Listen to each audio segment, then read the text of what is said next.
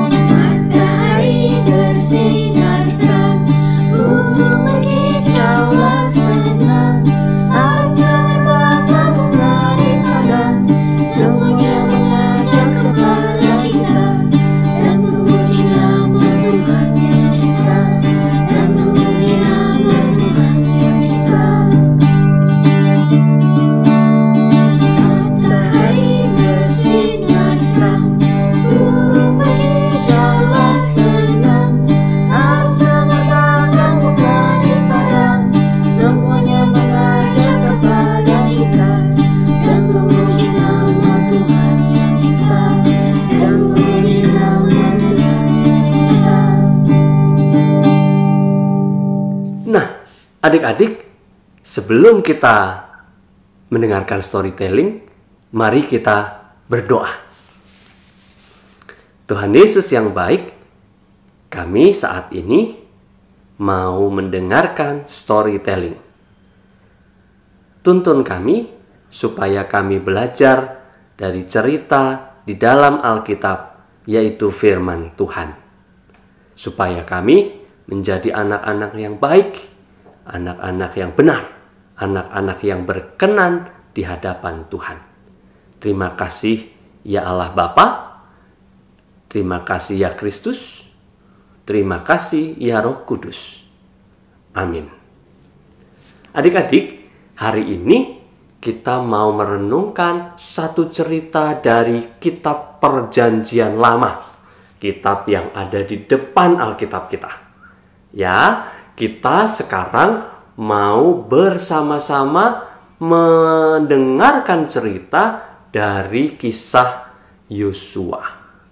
Yosua pasal yang ke-6 ayat 1 sampai 27. Nah, adik-adik, apa sih ceritanya?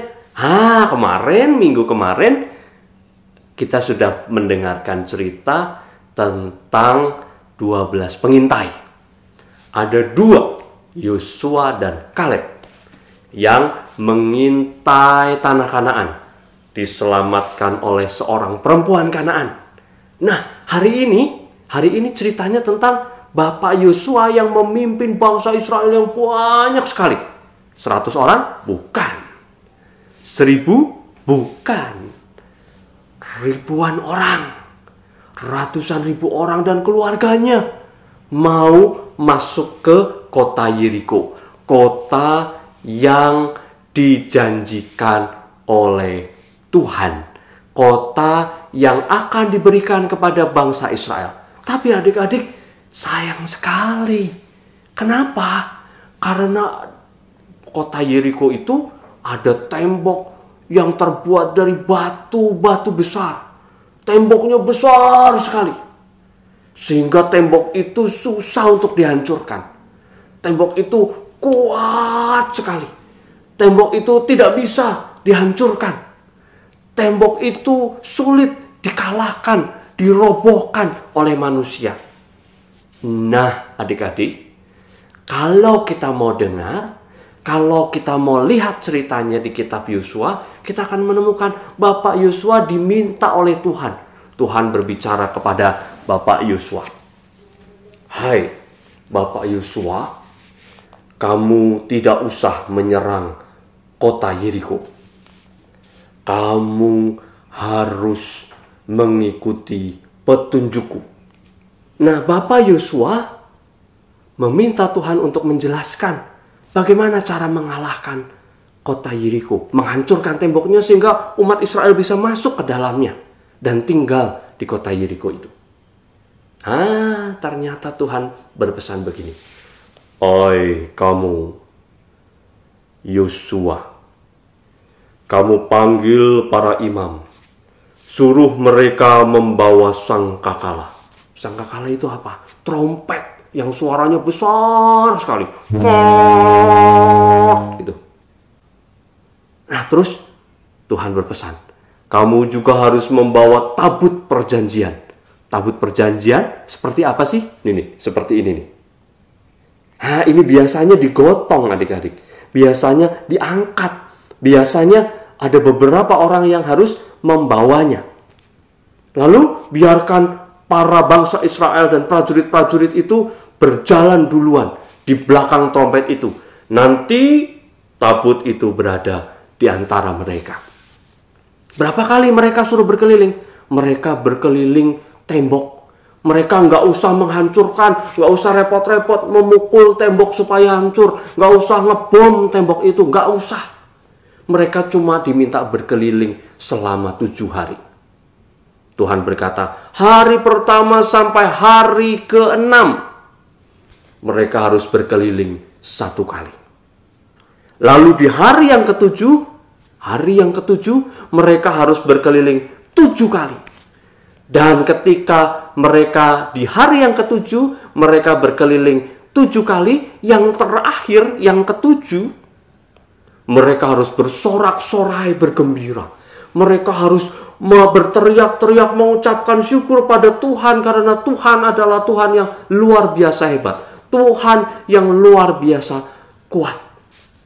Akhirnya Bapak Yosua mengikuti saran Tuhan. Mereka panggil orang-orang yang dibutuhkan, para imam dengan trompet, lalu kemudian tabut perjanjian juga disiapkan, lalu para prajurit diminta untuk berbaris. Mereka berkeliling. Hari pertama mereka berkeliling. Ada yang meniup trompet di depan. Lalu setelah berkeliling sekali, mereka beristirahat. Lalu kemudian hari kedua sama. Mereka berkeliling lagi. Lalu yang ketiga, yes. Yang keempat, yes. Yang kelima, yes. Masing-masing 6 hari 1 kali setiap hari. Mereka berkeliling tembok Yeriko itu 1 kali setiap hari dalam 6 hari. Nah, di hari ke-7 mereka menyiapkan persiapan hari yang terakhir. Karena hari terakhir mereka harus berkeliling sebanyak 7 kali. Mereka berkeliling. 1 kali berkeliling. 2 kali. 3 kali. 4 kali. 5 kali. 6 kali. Lalu yang ke-7 kali mereka kemudian bersorak-sorai. Puji Tuhan. Haleluya. Sangkakalanya berbunyi. Lalu orang Israel bersorak-sorai. Suaranya bergemuruh. Dan akhirnya adik-adik, ketika di hari yang ke-7, ketika mereka sudah berkeliling 7 kali di hari yang ke-7, mereka kemudian melihat sebuah keajaiban. Tembok Yeriko itu roboh. Lalu kota itu terbuka dan bangsa Israel bisa masuk ke dalam kota itu. Jadi kalau dihitung berapa kali, ayo? Bangsa Israel berkeliling tembok Yeriko berapa kali? 7 kali. Siapa yang jawab 7 kali? No. Ayo kita hitung. Hari pertama 1. Hari kedua 1. Hari ketiga 1. Hari keempat 1. Hari kelima 1. Hari keenam 1. Lalu kemudian hari yang ke-7 berapa kali? 7 kali. Jadi 6 ditambah 7. 13 kali mereka berkeliling. Di hari yang ke-7 mereka berkeliling 7 kali, lalu kemudian tembok itu roboh. Adik-adik, Tuhan itu luar biasa. Tuhan itu maha hebat. Tidak perlu pakai kekuatan fisik. Tidak perlu mereka berperang. Tidak perlu. Tetapi Tuhan itu berkuasa atas segala sesuatunya. Berkuasa atas manusia, berkuasa atas binatang, tumbuhan, bahkan batu-batu pun Tuhan kalau memang berkehendak, batu itu bisa hancur menjadi debu. Tembok yang kuat Yeriko itu pun hancur menjadi debu. Nah, adik-adik, kita harus percaya dengan kekuatan Tuhan. Kita harus percaya pada kehebatan Tuhan. Jangan mengandalkan kekuatan sendiri. Mungkin adik-adik ototnya kuat. Mungkin adik-adik pintar. Tapi kekuatan kita dan kepintaran kita tidak bisa mengalahkan kehebatan Tuhan. Karena Tuhan adalah super hebat. Dan Tuhan adalah super berkuasa. Dia bisa mengalahkan segala sesuatunya. Dia lebih hebat dari Spider-Man, Superman, Hulk. Dia lebih hebat dari semuanya. Karena Tuhan kita adalah Tuhan yang maha kuat. Itu tadi buktinya. Bahwa orang Israel ditolong oleh Tuhan yang maha kuasa. Tidak perlu berperang.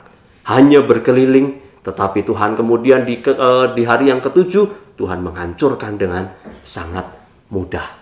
Nah adik-adik, gimana? Percaya nggak sama Tuhan maha kuasa? Maha kuasa dong. Tuhan itu berkuasa atas hidup kita.